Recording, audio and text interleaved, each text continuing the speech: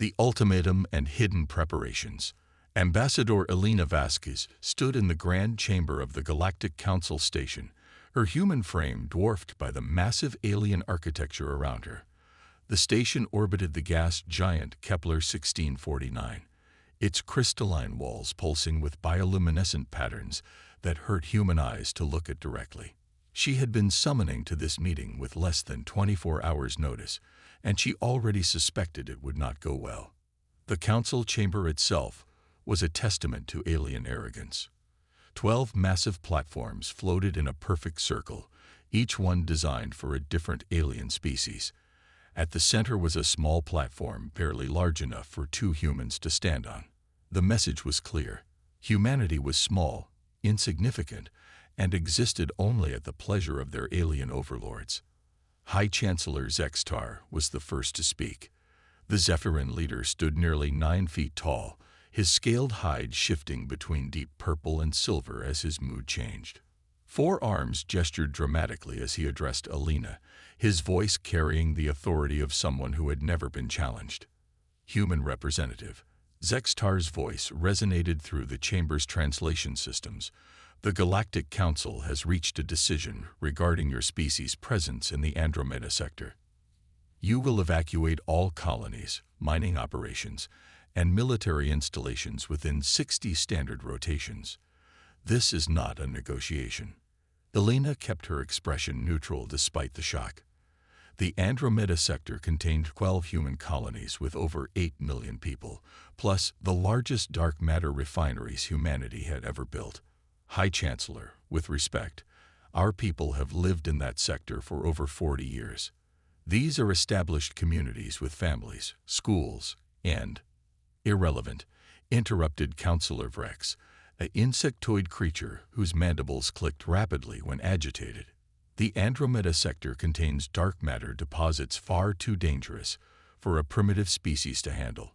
Your presence there threatens the stability of local spacetime.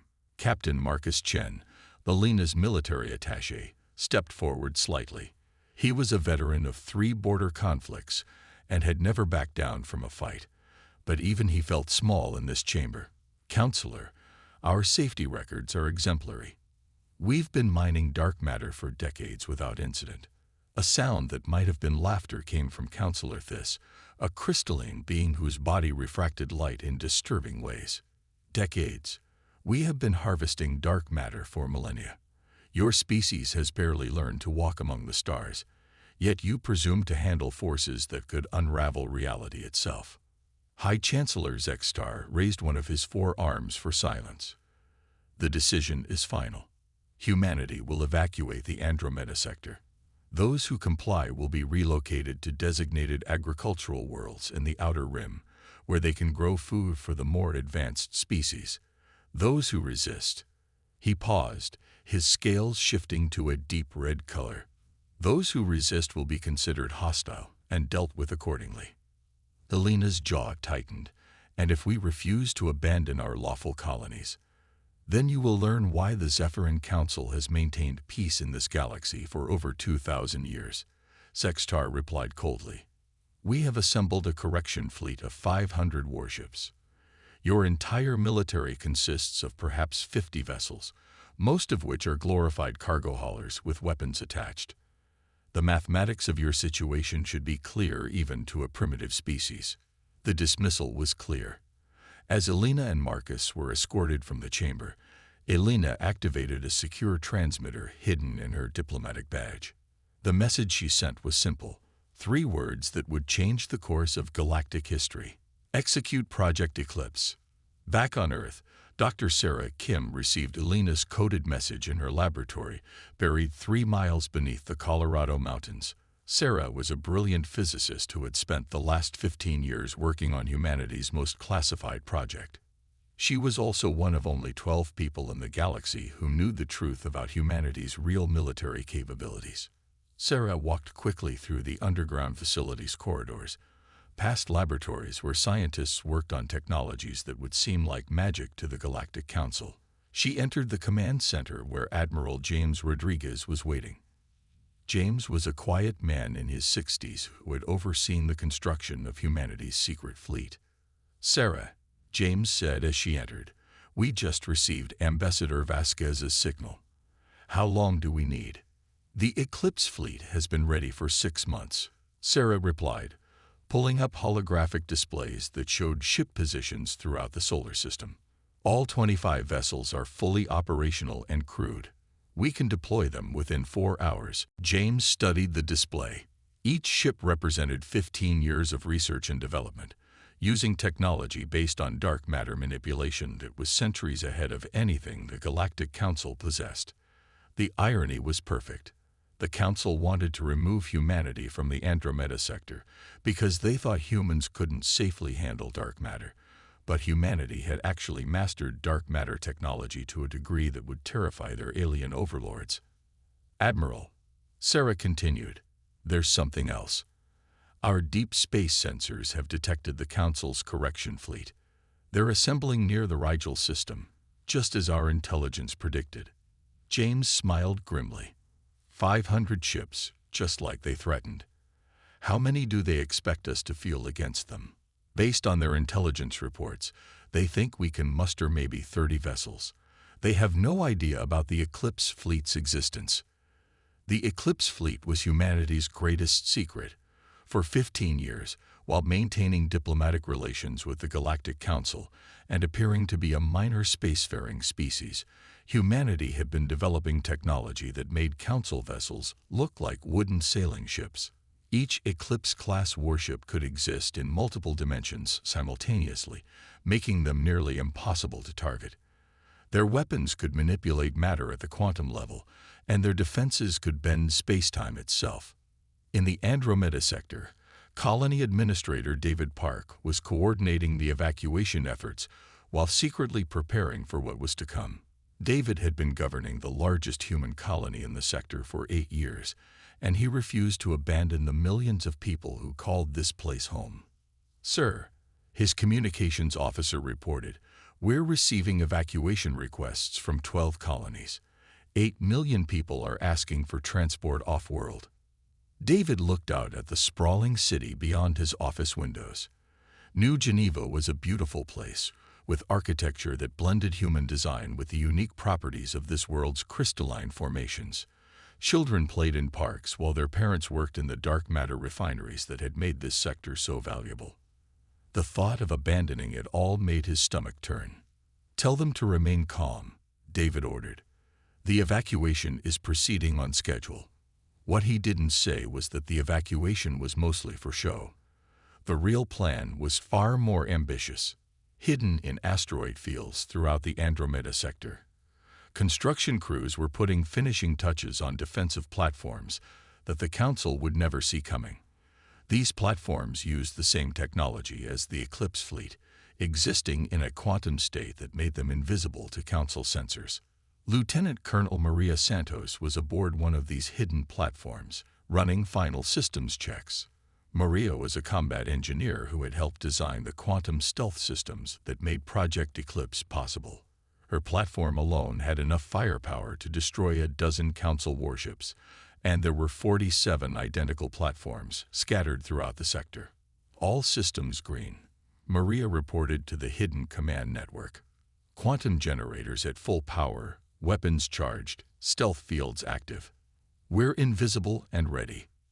Back on Earth, Admiral Rodriguez was receiving regular updates from across human space.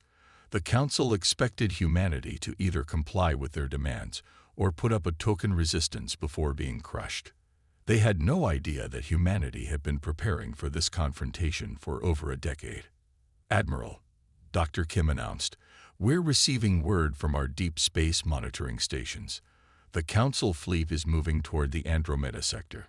500 ships, just as promised. They'll arrive in 18 hours. James nodded. "Signal the Eclipse fleet. All ships are to proceed to their assigned positions using quantum stealth. We'll let the Council arrive and make their threats, then show them what humanity is really capable of." The Eclipse fleet began moving through space in ways that defied everything the Galactic Council understood about physics. The ships didn't travel through normal space. Instead, they slipped between dimensions, existing in multiple quantum states simultaneously. To Council sensors, they would appear as minor gravitational anomalies if they appeared at all. Captain Lisa Chen commanded the UES Prometheus, the flagship of the Eclipse fleet. Lisa was Marcus Chen's younger sister and one of the best tactical minds in human space.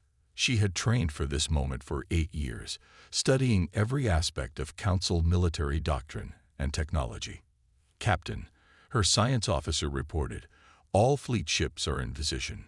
We're maintaining quantum stealth across all vessels. The Council fleet won't know we exist until we choose to reveal ourselves. Lisa studied the tactical display showing the approaching Council armada. 500 ships in a standard intimidation formation, designed to inspire fear and demonstrate overwhelming force. Each Council vessel was 3 times the size of an Eclipse-class ship, but size meant nothing when your enemy could exist in multiple dimensions simultaneously. Maintain position, Lisa ordered. Let them make their speeches and issue their ultimatums. When they realize we're not going to surrender, that's when we'll show them the future of warfare. High Chancellor Zexstar stood on the bridge of his flagship, the inevitable victory, as his fleet emerged from hyperspace at the edge of the Andromeda sector. The sight before him was exactly what he had expected. 12 human colonies continuing their daily activities, seemingly oblivious to the massive military force that had just arrived. Pathetic, he muttered to his tactical officer. They're not even trying to evacuate. Their arrogance will make this correction even more satisfying. What Zexstar didn't know was that humanity had been waiting for this moment for 15 years. The colonies appeared normal because the real evacuation had been replaced by a carefully orchestrated deception. The Eclipse fleet was positioned and ready. The hidden defensive platforms were armed and invisible.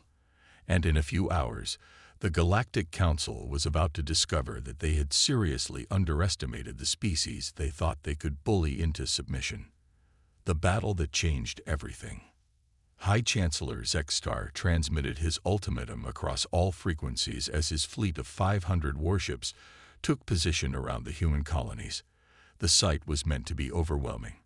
Massive Council vessels arranged in perfect formation, their weapons charged and shields active, demonstrating the futility of resistance. Humans of the Andromeda sector, Zexstar's voice boomed across space. This is your final opportunity. You have ignored our generous deadline.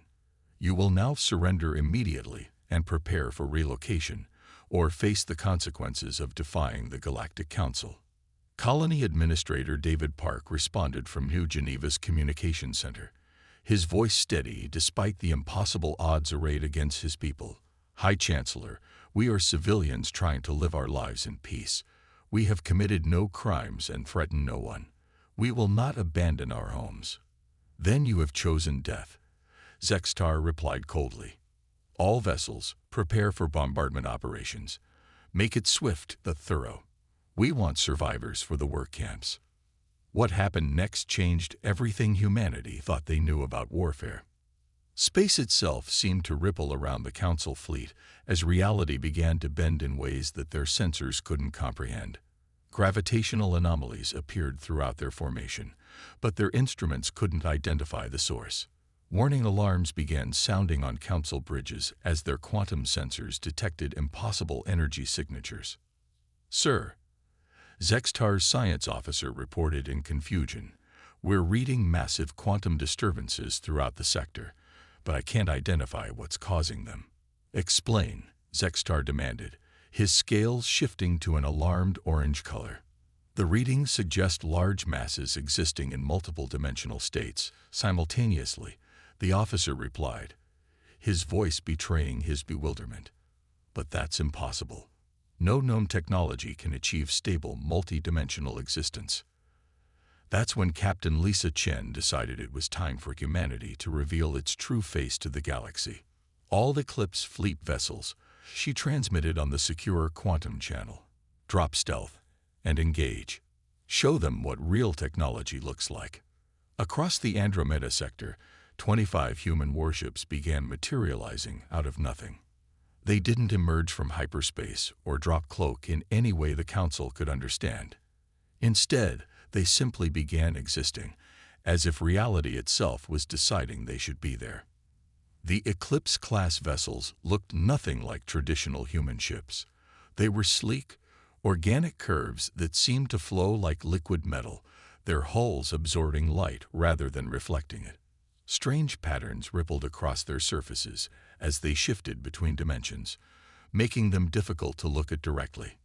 By the ancient void, Zextar whispered as he watched impossible ships appear throughout his fleet formation.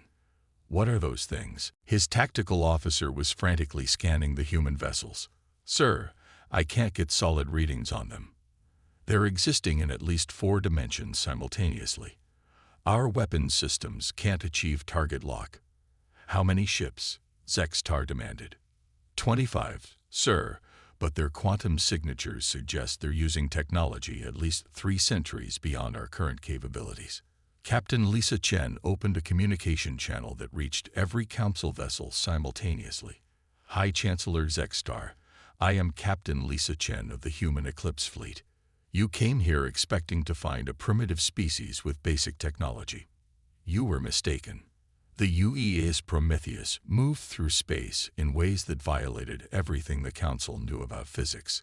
It accelerated without visible propulsion, turned without momentum, and seemed to exist in multiple locations at once.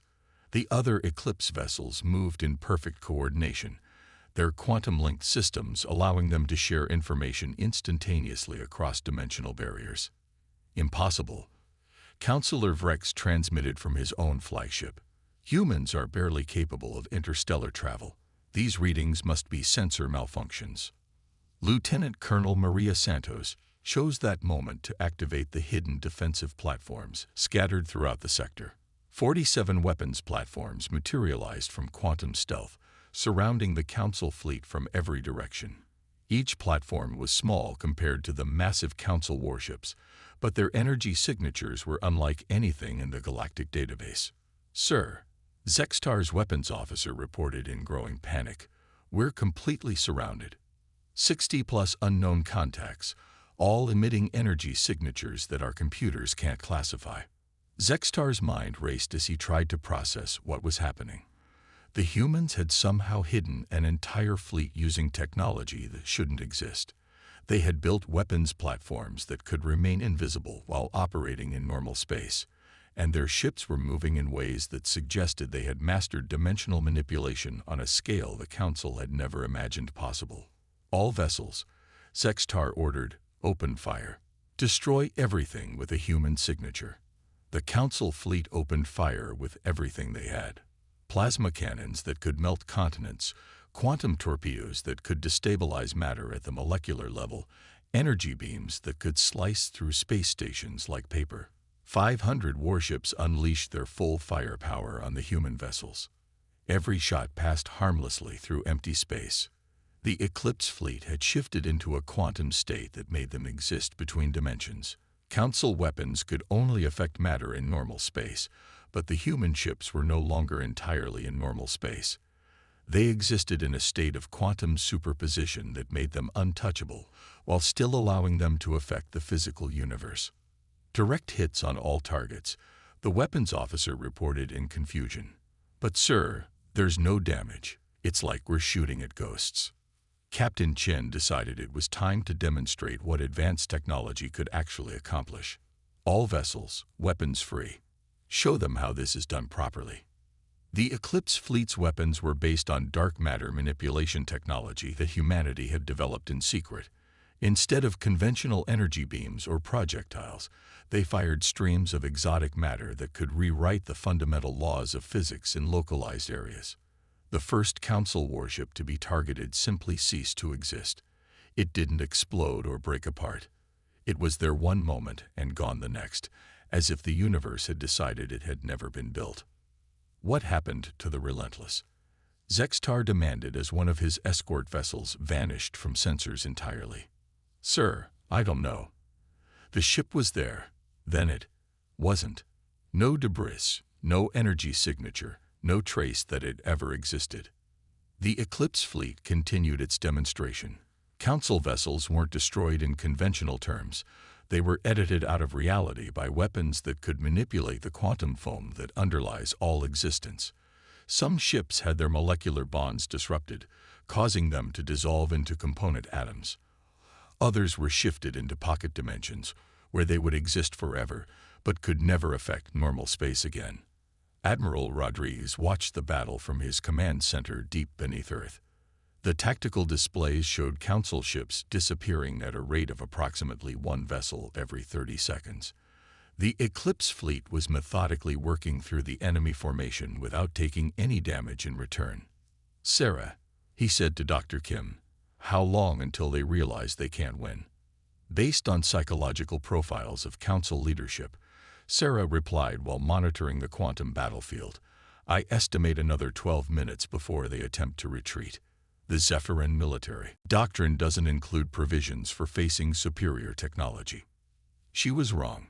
It took only 8 minutes. All ships, Zextar transmitted in desperation, fall back to minimum safe distance. Prepare for emergency hyperspace jump. But the Eclipse fleet had anticipated this response. Captain Chen activated the quantum interdiction field, a technology that prevented hyperspace travel by creating localized distortions in spacetime. The Council fleet found themselves trapped in normal space, unable to flee while human ships continued to demonstrate their technological superiority. "Sir," Zextar's navigator reported, "hyperspace generators are offline. Something is preventing jump calculations." "How is that possible?" "Unknown, sir. The space around us has been altered at the quantum level. We're effectively locked into this location." By now, the Council fleet had lost over 200 ships to weapons they couldn't understand, fired by vessels they couldn't target, operated by a species they had thought was primitive. The remaining Council commanders were beginning to panic as they realized they were facing technology that was centuries beyond their own. Councillor Thys, the crystalline being who had mocked humanity in the Council chambers, transmitted a desperate message. "Humans, we demand to speak with your military leadership. This engagement is in violation of galactic warfare conventions." Captain Chen's response was broadcast to every surviving Council vessel. "Councillor Thys, you came here to commit genocide against 8 million human civilians. You threatened to destroy our colonies and enslave our people. We are simply defending ourselves using the tools we have available. Your technology is illegal." Thys protested. "Dimensional manipulation weapons are forbidden by the Treaty of Centauri Prime." "The Treaty of Centauri Prime was signed by Council species," Chen replied calmly. "Humanity was never party to that agreement because you never considered us advanced enough to be included. Therefore, we are not bound by its restrictions." The battle continued for another 20 minutes, but it wasn't really a battle anymore. It was a demonstration. The Eclipse fleet systematically disabled or destroyed Council vessels while taking no damage in return. The quantum defensive platforms picked off ships that tried to break formation or target human colonies. Within 30 minutes of the engagement start, the most powerful military fleet in galactic history had been reduced to fewer than 50 functional vessels. High Chancellor Zextar finally transmitted the words he had never imagined he would say. "Human fleet, the Galactic Council formally requests a ceasefire. We are prepared to discuss terms for our withdrawal from this sector." Captain Chen's response would be quoted in history books for centuries afterward. "High Chancellor, there will be no negotiation. You came here as conquerors and bullies. You will leave as defeated enemies who have learned that humanity is not the primitive species you believed us to be." "We surrender," Zextar said, his scales now a pale gray color of defeat. "Please, allow our surviving ships to depart. We acknowledge that we have underestimated your capabilities." "You may retreat to Council space," Chen agreed. "But you will deliver a message to every species in the galaxy. Humanity is no longer a minor power seeking your approval. We are an advanced civilization that has been patient with your arrogance. That patience has limits." As the surviving Council ships limped away from the Andromeda sector, the galaxy began to realize that everything had changed. Humanity had revealed technology that made the Council's best weapons looked like primitive tools. They had demonstrated tactics that rewrote the rules of space warfare. Most importantly, they had shown that the species everyone thought was weak and backward had actually been the most advanced civilization in the galaxy all along. Back on Earth, Ambassador Elena Vasquez received reports of the battle's outcome while preparing for what would be very different future negotiations with the Galactic Council. The next time she entered that chamber, she would not be standing on a platform designed to make humans feel small. She would be representing the new dominant power in the galaxy, and the aliens who had once mocked humanity would be the ones asking for permission to exist in human space. The age of human patience was over. The age of human dominance had begun.